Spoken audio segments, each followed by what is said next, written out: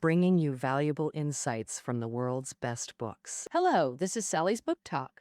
Today we're covering the book Abandoned Chang'an, subtitled Court Poets, War, and Rebellion During the An Shi Uprising. In 755 AD, during the Tianbao era, military governor An Lushan and Shi Siming rebelled, starting the An Shi Rebellion. The court panicked. The Tang army suffered defeat after defeat, quickly losing Luoyang and the capital Chang'an. Emperor Xuanzong fled in disgrace, passing the throne to his son Suzong.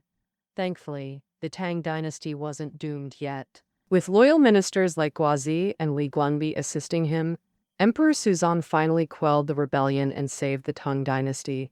However, after the An Shi Rebellion, the Tang Dynasty was no longer the grand, flourishing empire it once was. The 7-year-long war caused immense devastation. From then on, the Tang Dynasty never recovered and entered a decline. It's generally seen as a turning point in Chinese feudal society. No later dynasty matched the glory of the Tang Golden Age.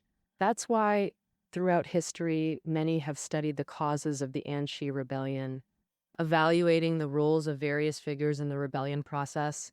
The author of today's book, Abandoned Chang'an, Zhang Mingyang, is a renowned historian. He gathered extensive historical materials and, building on past research, explains many mysteries around the An Shi Rebellion through court politics. Giving us a clearer and deeper understanding of this historical event. Next, I'll cover 4 key questions about the book. First, how did An Lushan rise to power, and why did he rebel? Second, why was the Tang army's performance so poor in the early stages of the war? Third, how did Crown Prince Li Heng ascend to the throne and lead the suppression war? Fourth, why did the war drag on for so long? Who should bear the main responsibility? All right, let's start with the first question. How did An Lushan rise to power? And why did he rebel? An Lushan was born in 703 AD. His father was Sojian. His mother was Turkic, both ethnic minorities within the Tang Dynasty, collectively called Hu people at the time, so An Lushan was also Hu. His father died early, his mother remarried, so An Lushan had no supervision and wandered around. In his teens, he and his buddy Shi Siming went to Yuzhou, around today's Beijing, to do small business and occasionally engage in petty theft. How did such a small-time troublemaker become a high-ranking military governor? It can be summed up in 4 words: help from influential people. An Lushan had 3 key benefactors in his life. Zheng Shougi, he was the military governor of Yuzhou, basically the top military and administrative official there. Wasn't An Lushan just hanging around in Yuzhou territory? Once, he and Shi Siming got caught stealing, and by law, should have been beaten to death with sticks. But Zheng Shougi saw An Lushan was strong and clever, so he took them both on as minor officers. Sure enough, An Lushan proved brave, racked up battle achievements, and climbed the ranks steadily. Zheng Shaogu adopted him as a foster son and trusted him completely, which fed An Lushan's arrogant streak, often stirring up trouble. In 736 AD, during the Kaiyuan era, as the pacification commissioner of Pinglu, An Lushan attacked the Haitan tribes without orders. Due to underestimating them, his whole force of thousands got wiped out, and only he escaped. By Tang law, generals who mobilized troops without permission faced harsh punishment. And so, An Lushan was hauled off to Chang'an to await sentencing. Who'd have thought this little case would spark a big debate in the court? Chief Minister Zhang Jiwing argued that An Lushan fought without permission and lost, so he oughta be executed. But another minister, Li Linfu, opposed, saying An Lushan was a top-notch commander who shouldn't be killed for one slip-up. But why would Li Linfu, known for being jealous of talent, stick up for An Lushan? Turns out he figured out Emperor Xuanzong's mindset. The emperor loved expanding territory and actually admired go-getter generals like An Lushan. Sure enough, Emperor Xuanzong took Li Linfu's advice and pardoned An Lushan, showing a key rift. The emperor and chief minister disagreed on foreign policy. Zhang Jiwing wanted peaceful borders with no troublemaking generals, while the ambitious emperor Xuanzong hated that conservative approach. After the An Lushan affair, Emperor Xuanzong reshuffled the ministers. Zhang Ji ruling retired, and Li Linfu, third in line, took over, hitting his career peak. And An Lushan, whom he saved, naturally became his ally. Li Linfu was chief minister for 16 years, and that's when An Lushan skyrocketed, going from a regular general to military governor of 3 commands. Which ones? Banyang, Pinglu, and Hedong. They were the 3 key military zones on the northern border, covering vast areas like western Liaoyang, northern Hebei, and eastern Shanxi today. The 3 commands totaled nearly 200,000 troops, 40% of the entire Tang army. Most soldiers were ethnic minorities, and An Lushan deliberately cultivated loyalty, so this force gradually became his private army, all with Li Linfu's support. Li Linfu believed An Lushan, being non-Han, lacked court connections and would depend on him, making him easy to control. For the same reason, he promoted other non-Han generals like Gao Xianji and Geishu Han to military governors. Historians argue Li Linfu planted the seeds for An Lushan's rebellion and later warlord separatism. The author notes Li Linfu had selfish motives, but his actions were approved, even encouraged, by Emperor Xuanzong. Ultimately, it was Emperor Xuanzong who elevated An Lushan, who was An's greatest benefactor.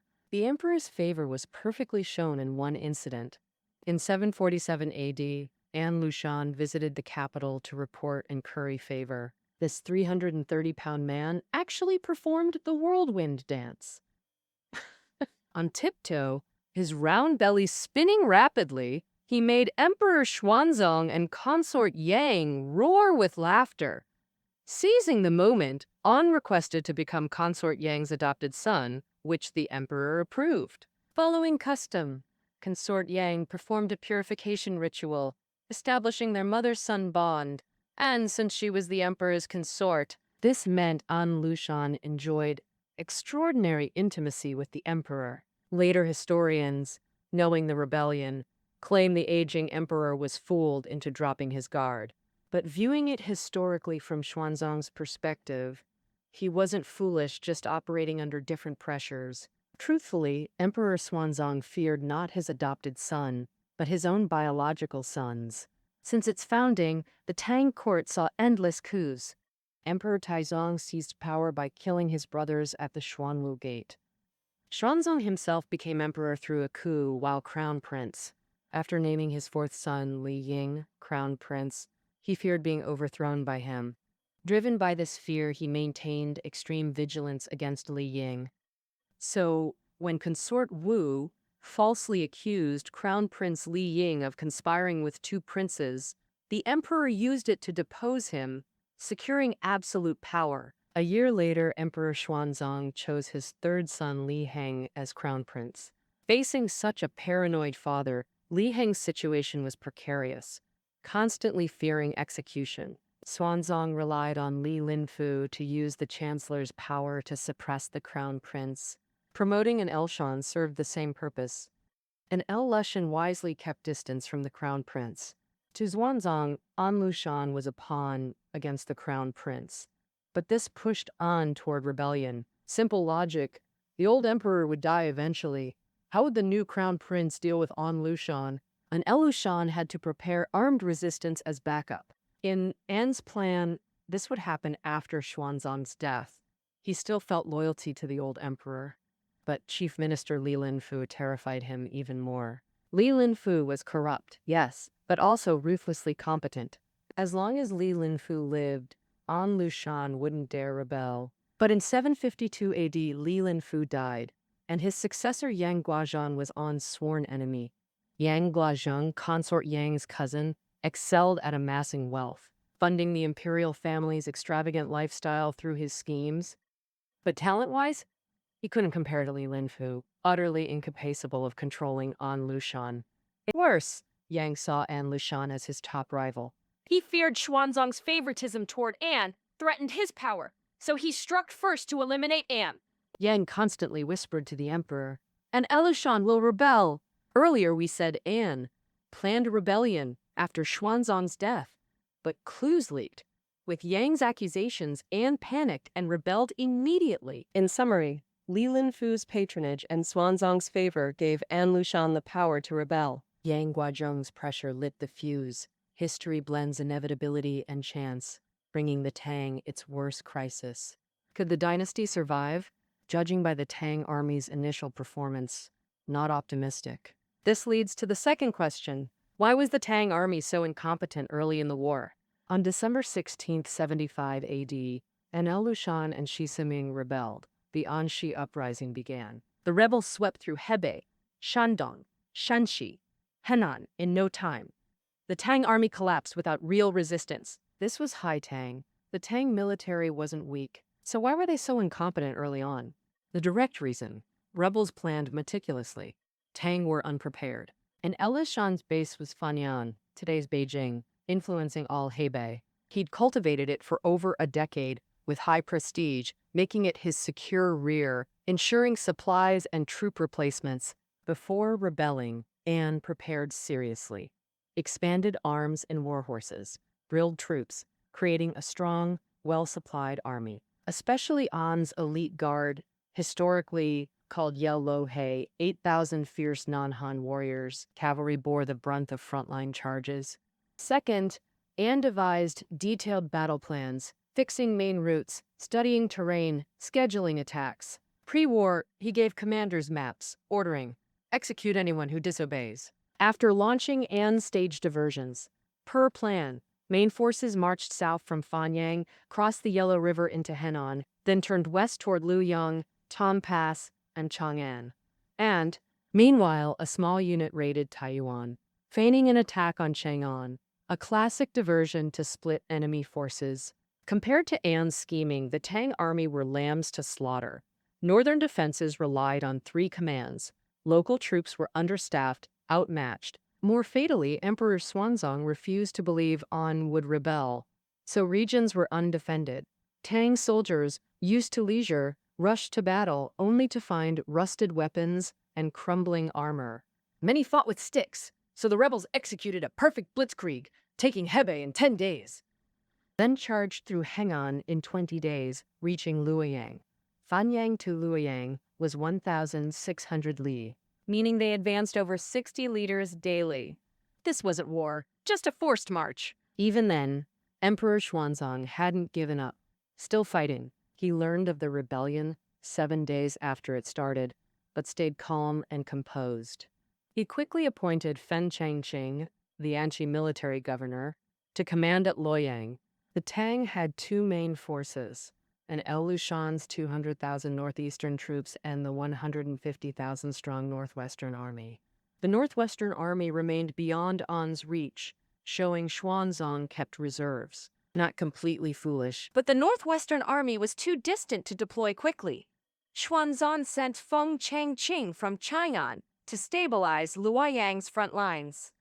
then he activated another Northwestern general, Gao Xianji, to build defenses west of Luoyang.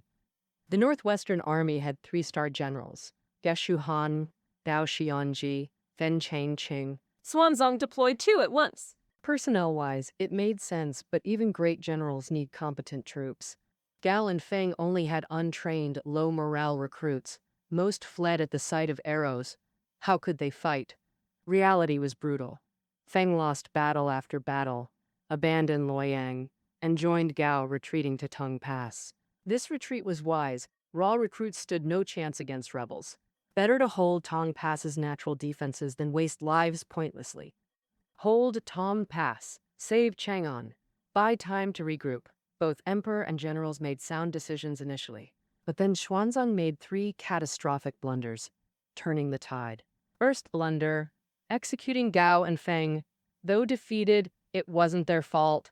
They'd gained crucial experience. They should have redeemed themselves, but Xuanzang ignored this. After constant losses, the court needed scapegoats, so the defeated generals took the fall. Second blunder, appointing Geshu Han, top northwestern general, skilled but recovering from a stroke. Emperor Xuanzong had no choice. He just executed Gao Xianji and Feng Changqing, leaving no one else to use. So Geshu Han went to Tom Pass on a stretcher. A paralyzed man leading troops wasn't exactly reliable. Then Xuanzong made his third blunder, forcing Geshu Han to leave the pass and fight. Geshu Han had originally adopted Gao and Feng's strategy: hold Tom Pass and avoid direct confrontation. Xuanzong agreed with this, but couldn't resist Yang Guozhan fanning the flames. Why did Yang Guozhan demand a quick victory? It all ties back to court politics. As mentioned earlier, Xuanzong feared the crown prince would usurp the throne in his old age. After Li Linfu's death, Yang Guozhan took charge of guarding against the prince, so naturally, Yang and the prince didn't get along. The An Lushan Rebellion proved the threat came from outside. Xuanzong's vigilance toward the prince suddenly relaxed. Feeling old and tired, he wanted the prince to shoulder some burden in suppressing the rebellion. This intent was shown in appointing Geshu Han. Xuanzong gave Geshu Han the title Crown Prince's Vanguard. As commander-in-chief, Geshu Han was nominally under the prince's command. Terrible news for young Guozhan. Last, he immediately sent his confidant Du Qianyun to station near Tong Pass for surveillance. Geshu Han killed Du Qianyun without hesitation, openly declaring allegiance to the prince. Yang Guozhan panicked, thinking Geshu Han was waiting to purge anti-prince forces. Yang's informants in the army reported that someone urged Geshu Han to march back to Chang'an and force Xuanzong to dismiss Yang.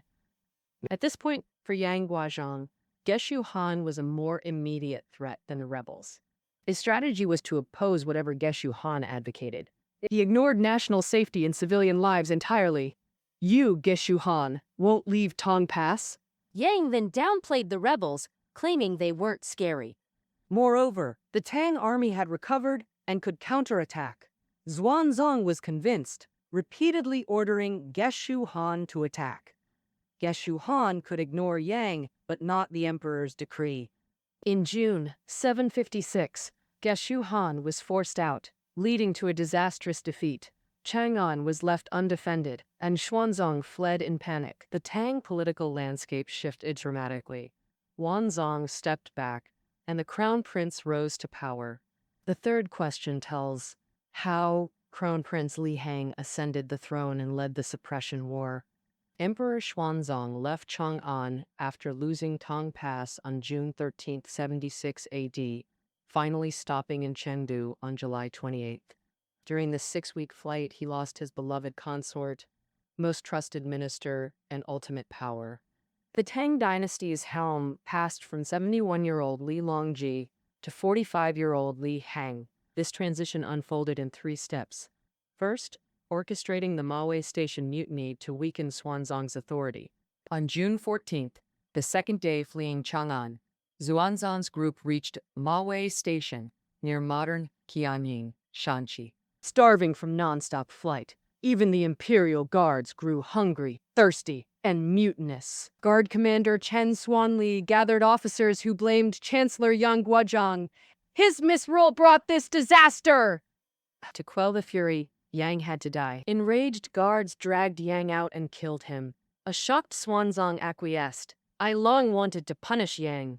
You've done well. I'll reward you. But the guards refused to disperse until Chen Xuanli raised the critical issue. What about Consort Yang? Indeed. With her brother dead, how could guards feel safe if she remained with the emperor? Forced Xuanzong ordered Consort Yang's suicide, ending the mutiny. This was the Mawei Station mutiny.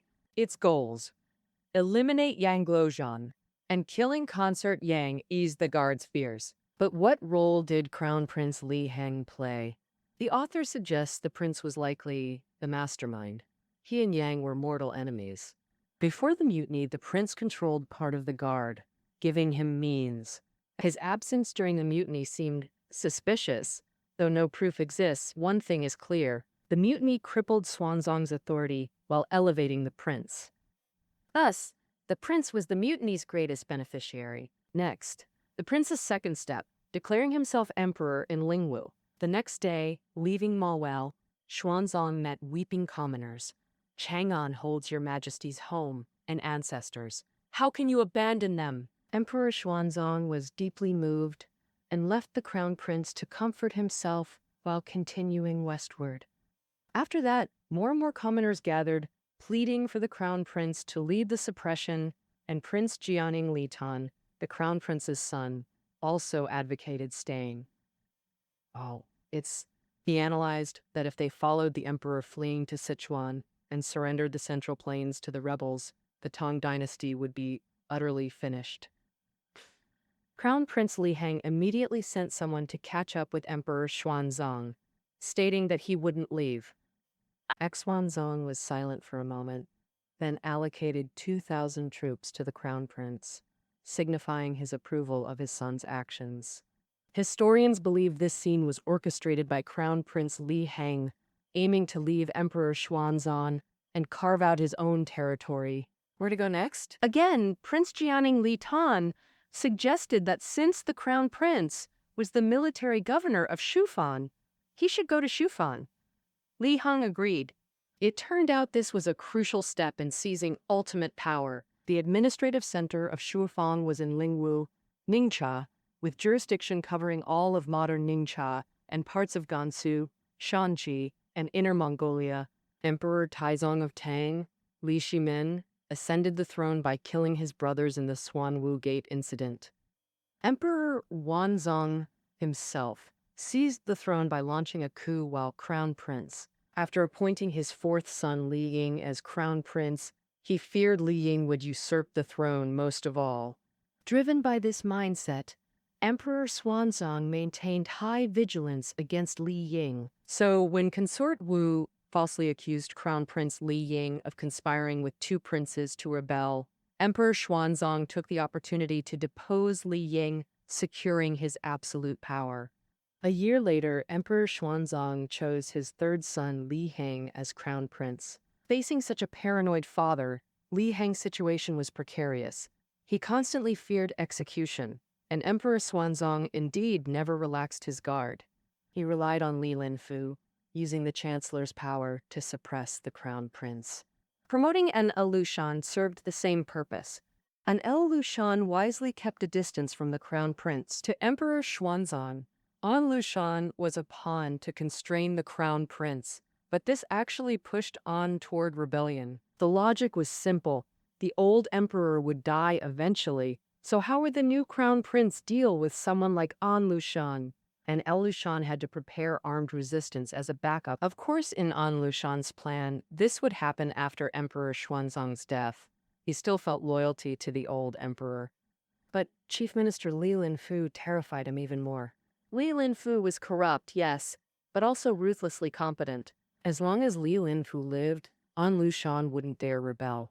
But in 752 AD, Li Linfu died and his successor Yang Guozhan was An's sworn enemy. Yang Guozhan, Consort Yang's cousin, excelled at amassing wealth.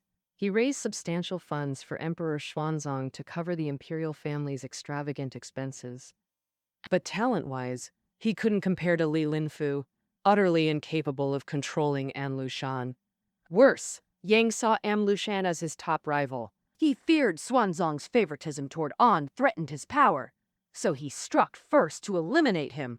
Thus, Yang constantly whispered to the emperor, "And An Lushan will rebel!" An originally planned rebellion after Xuanzang's death, but clues leaked. With Yang's accusations, An panicked and rebelled immediately. In summary, Li Linfu's patronage and Xuanzang's favor gave An Lushan the power to rebel. Yang Guozhan's pressure lit the fuse. History blends inevitability and chance, bringing the town its worst crisis. Could the dynasty survive? Judging by the Tang army's initial performance, not optimistic. This leads to the second question. Why was the Tang army so incompetent early in the war? On December 16, 1758 AD, An Lushan and Shi Siming rebelled. The Anxi uprising began. Rebels swept through Hebei, Shandong, Shanxi, Chang'an. Tang forces collapsed without meaningful resistance. This was High Tang. The military wasn't weak. So why were they so incompetent at the start? The direct cause. Rebels planned meticulously. Tang were unprepared. An Lushang's base was Fanyang, modern Beijing, influencing all Hebei. He'd cultivated it for over a decade with high prestige, making it his secure rear, ensuring supplies and troop replacements. Now, pre-rebellion An prepared thoroughly, expanded arms and war horses, drilled troops, creating a strong, well-supplied army. Especially An's elite guard, historically called Yeluhe, 8,000 fierce non-Han warriors. Cavalry bore the brunt of frontline charges. Additionally, An devised detailed battle plans, fixing main routes, studying terrain, and scheduling attacks. Before the war, he gave battle maps to frontline commanders, ordering, "Execute anyone who disobeys." After launching, An staged diversions. Main forces marched south from Funyang, crossed the Yellow River into Henan, then turned west toward Luoyang, Tang Pass, and Chang'an. Meanwhile, a small unit raided Taiyuan, feigning an attack on Chang'an, a classic diversion to split enemy forces. Compared to An's scheming, the Tang army were lambs to slaughter. Northern defenses relied on 3 commands.